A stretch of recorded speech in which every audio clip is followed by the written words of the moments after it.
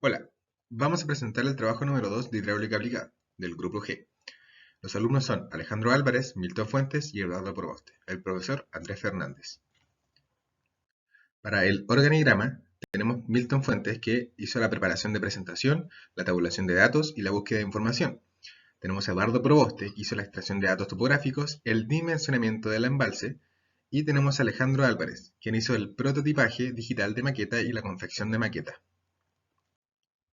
Bueno, para el cálculo de volúmenes desde el año 1986 al año 2015, se ocupa la siguiente fórmula, la cual es el volumen es igual al tiempo por el caudal. El caudal en metros cúbicos segundos, el tiempo en segundos y el volumen en metros cúbicos.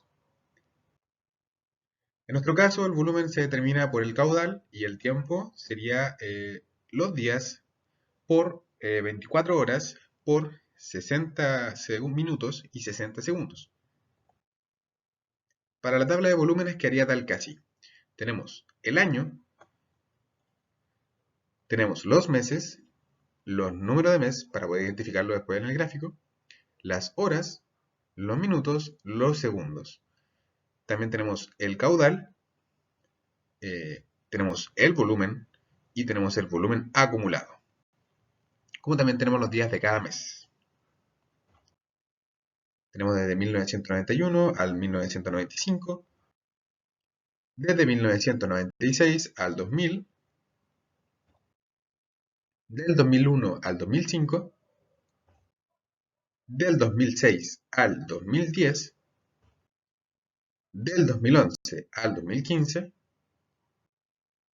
Para la curva másica, que también va del año 1986 al año 2015, tenemos la siguiente relación, la cual abajo del triángulo tenemos el tiempo en un año de 12 meses, el volumen de demanda, que sería el caudal de demanda en metros cúbicos segundo, por 12, que son 12 meses en el año, por 30,5, que es el promedio de días que tiene cada mes del año, 24 horas, 60 minutos y 60 segundos. Eso nos da un valor de 3.379.860.772,8 metros cúbicos. Nuestra primera curva másica será del 86 al 90. Lo hicimos cada 5 años porque si no, no era muy representativa la curva en el Excel. Entonces sacamos nosotros nuestra relación de caudal, la cual nos deja una tangente que pasaremos por un punto de interés, la cual denominaremos superávit en la primera parte, luego cuando baja la denominaremos déficit. Tenemos que calcular la diferencia entre las dos para poder determinar nuestro volumen preliminar que usaremos después en la simulación del embalse. Tenemos también el de 91 al 95, del 96 al 2000, del 2001 al 2005, del 2006 al 2010 y del 2011 al 2015. Ahora, y bueno, la curva másica que nosotros escogimos es del año 96 al 2000, específicamente en mayo y octubre del año 1999, donde se registran un valor de 1.200.770.000 metros cúbicos, el cual es el registro mayor, el cual vemos en amarillo aquí en la gráfica. Hola, buenas tardes. Para la obtención de los puntos con sus respectivas elevaciones tuvimos que utilizar el Google Earth Pro. Para esto generamos una ruta. O sea, primero que todo elegimos el lugar y después de esto comenzamos a rayar la ruta para que ésta generara diferentes puntos y curvas de nivel en base a las eh, elevaciones que tiene el mismo programa de Google Earth, el cual es de origen satelital. Posterior a esto, se exporta los puntos, digamos, la ruta en formato KMZ, el cual es llevado al GPS Visualizer, que es una página en internet en la cual uno ingresa el formato en DXF y te lo agrega en formato de texto, el cual puede ser introducido como puntos con formato PENS, que sería el primero sería el punto, después la coordenada este, la coordenada norte, la elevación y la descripción. Y esto te lo deja automáticamente en eso para que lo puedas utilizar en el QGIS. Para la obtención de las curvas de nivel mediante el QGIS debemos utilizar el archivo creado anteriormente por la página, el cual está en formato PENS, lo cual nos permite poner, digamos, los datos o los puntos con sus respectivas elevaciones y coordenadas. Posterior a esto debemos reproyectar la capa, o sea, podemos reproyectar estos puntos y dejarlos como lo más cercano a la realidad, en base a las coordenadas UTM. Después de esto, lo que debemos hacer es hacer una interpolación por malla-team, lo cual nos va a permitir darle una mayor precisión a la elevación de los datos. Y finalmente posteriormente debemos hacer un raster, el cual nos va a permitir obtener las curvas de nivel. Y esto le podemos dar diferentes separaciones. Por ejemplo, nosotros le dimos una separación de 0,5 metros. Y posterior a esto nos va a dar las curvas de nivel y debemos pasarlo de curvas de nivel a 3D para ser llevadas posteriormente y exportadas en formato de XF, el cual eh, puede ser abierto y editado en el programa Civil 3D. Y finalmente, en el programa ya el Civil 3D debemos obtener la superficie y el área de la cuenca. ¿Cómo obtenemos la superficie? La superficie la obtenemos mediante los puntos, digamos, o sea, mediante el modelo 3D que hemos realizado por el QGIS, el cual utiliza los satélites que están disponibles de manera gratuita y generan esta cantidad de curvas de nivel. Y para poder generar la superficie, lo hacemos mediante el programa Civil 3D, el cual nos permite crear una superficie, crear una cantidad de curvas con distintas separaciones entre ellas y también nos permite georreferenciar el emplazamiento que hemos elegido. Entonces, mediante estas curvas de nivel que obtuvimos, que nosotros le dimos una altura o separación, digamos, en vertical de 8 metros, lo cual nos dio distintas áreas. En este caso sacamos las áreas en 4 metros para tener una mayor precisión de los datos.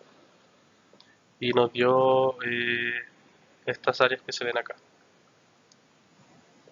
Y estas son las que hemos utilizado para generar el nuevo embalse.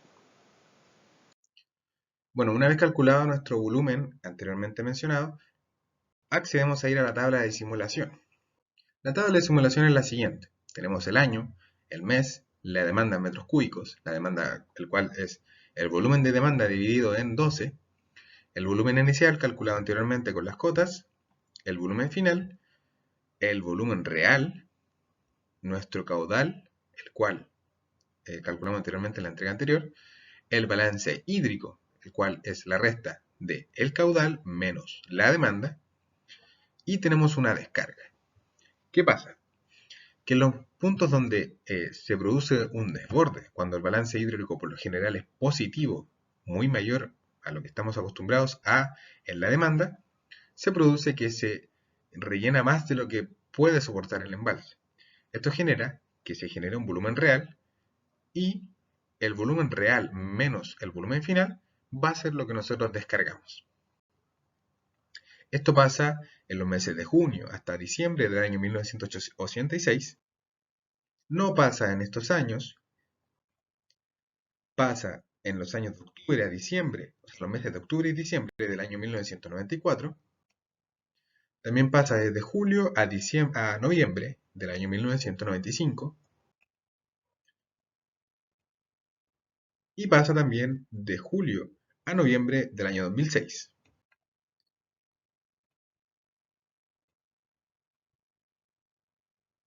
Y esa sería la tabla de simulación.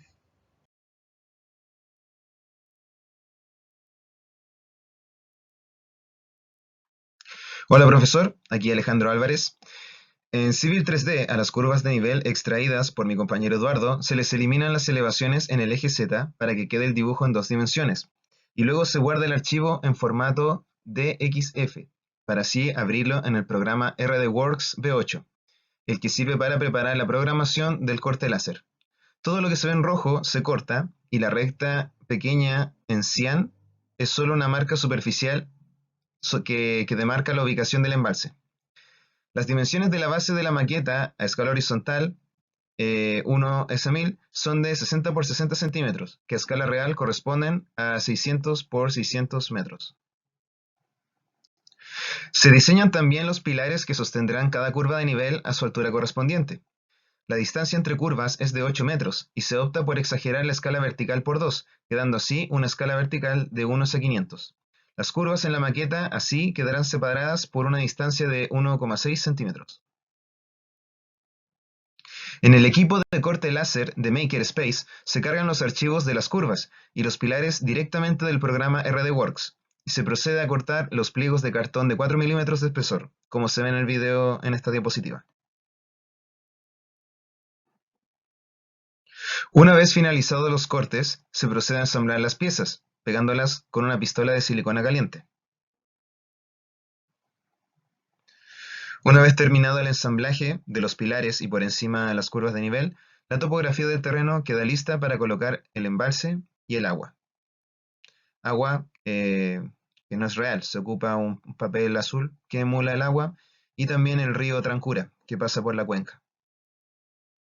El embalse posee un largo de 120 metros y una altura de 18 metros de alto, con 2 metros de exceso para evitar desbordamientos, ya que el volumen máximo de agua es calculado con una altura de 16 metros de embalse. Se opta por exagerar la escala vertical por 2, para que el embalse no sea tan pequeño en la maqueta.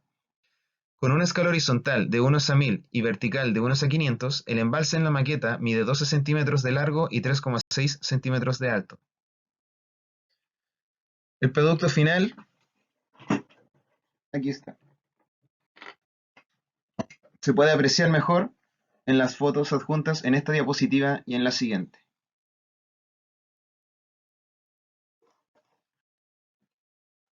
Muchas gracias.